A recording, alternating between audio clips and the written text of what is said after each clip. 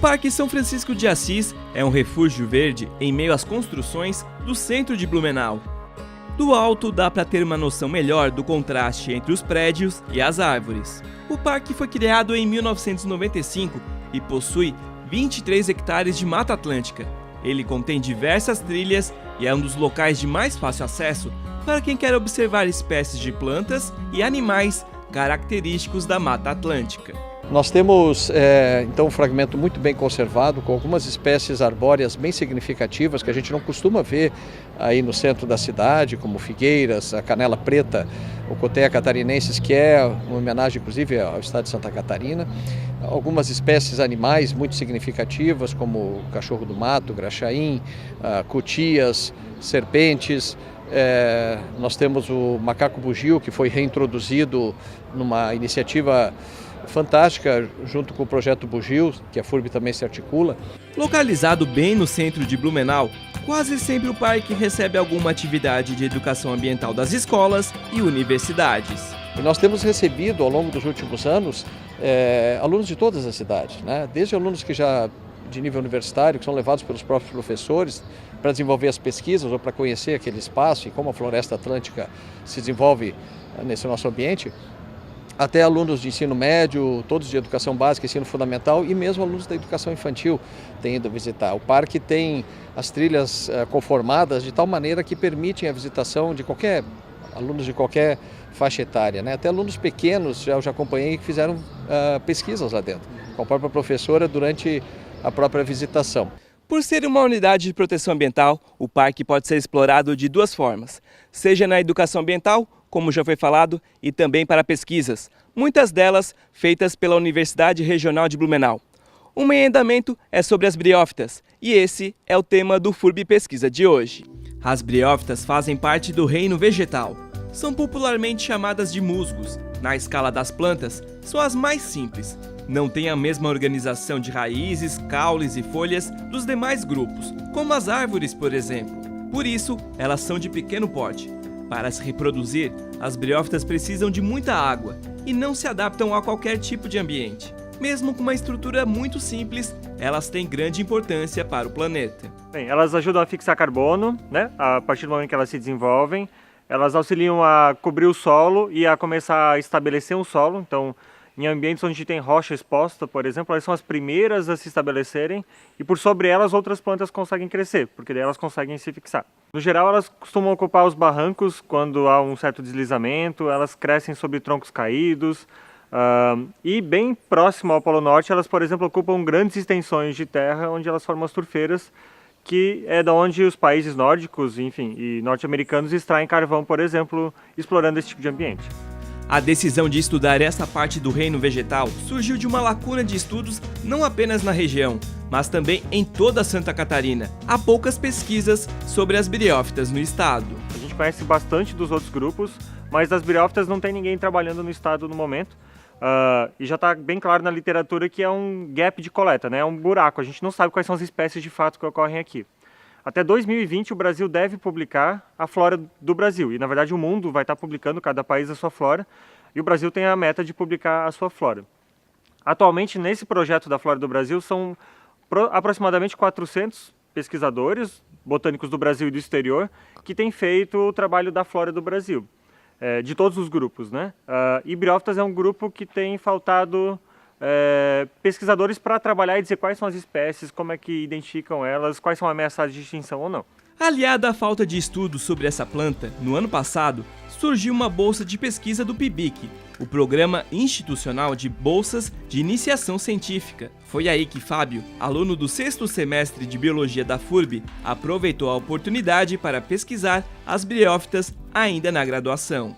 Quando eu perguntei para o André, ele falou que seria interessante fazer, mas eu teria dificuldades porque justamente o grupo não é pesquisado na região, tal, e eu ia ter que ir fora buscar especialistas, e foi o que aconteceu, assim. Então eu comecei esse projeto, coletando, identificando como eu podia, e na metade no final do ano, no começo do ano, eu fui a São Paulo, contratei um especialista, com a ajuda do André, fui a São Paulo, e lá ele me ensinou mais sobre a identificação dessas plantas, e aí, com o conhecimento que eu adquiri lá, eu pude voltar para a FURB para tentar identificar sozinhos. Desde que voltou de São Paulo, Fábio vai pelo menos 2 vezes por mês até o Parque São Francisco de Assis fazer a coleta das briófitas. Pelo tamanho e delicadeza, é um trabalho que requer bastante cuidado e dedicação. Geralmente caminhando pelas trilhas, né? E vou observando os barrancos, troncos caídos, pedras, às vezes até no solo, assim, que é geralmente o habitat que elas vão ser encontradas, né? Daí, por exemplo, aqui esse tronco caído. Ele tem várias espécies de briófitas aqui e vai saber que é uma briófita geralmente pelo tamanho dela, assim. Ela vai ter sempre geralmente esse tamanho. Elas têm um verde geralmente bem brilhante também. Elas não vão ter nenhum tipo de flor, semente, raiz. Então, quando tu achar uma planta dessa aqui, é bem provável que ela seja uma briófita. Cuidadosamente, ele retira com uma simples faca amostras de espécies de briófitas.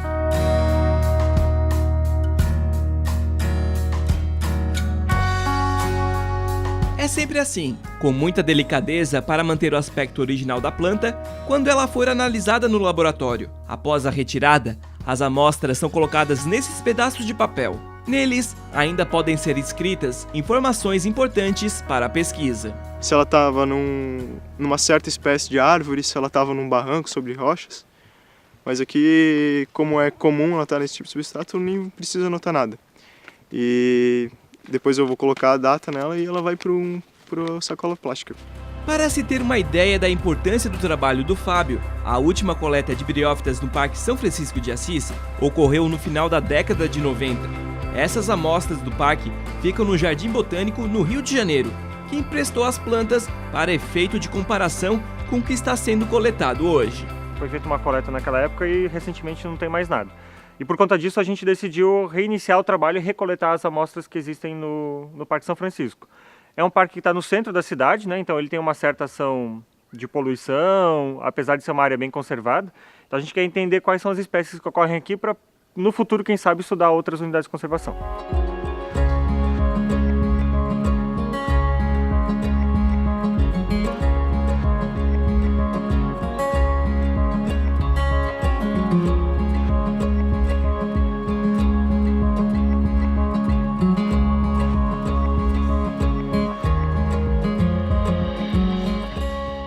Depois da coleta no parque, aqui na FURB, a briófita passa por um processo de secagem natural por alguns dias, ou seja, sem a necessidade de uma estufa. E em seguida é trazida até esse laboratório, onde é feito o processo de identificação.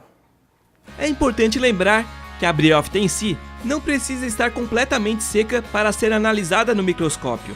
É a partir de agora que acontece a identificação da espécie. A partir de olhar no microscópio essas plantas, eu posso pegar as chaves de identificações que já existem e tentar identificar a planta. Então eu vou correndo passos que vão me dar opções como a planta tem uma costa única ou uma costa dupla, a margem dela é serreada ou é lisa, o formato da célula da planta, e a partir desses caracteres eu vou conseguir chegar na espécie. Para fazer a análise, Fábio conta com a ajuda de um livro digital em inglês. É com este material que o aluno vai filtrando os resultados até chegar à conclusão final. A partir dessas chaves de identificação, então, eu vou poder identificar as espécies. E elas funcionam assim. Elas me dão opções, como plantas esbranquiçadas ou plantas verdes. E a partir dessas opções eu vou para outros passos. Como no caso dessa planta ali que é esverdeada, eu vou para o passo 2. O passo 2 pergunta se existe uma estrutura em cima da folha, que eu sei que não tem. Então, se não tem, eu vou para o passo 3. E assim por diante, até eu chegar num nível mais específico. Mesmo com a ajuda do livro, algumas vezes ainda há dúvidas sobre qual é a espécie da planta. Aí, ele encaminha a amostra até o Instituto de Botânica em São Paulo, onde fez um estágio no começo do ano. Lá, biólogos ajudam na identificação.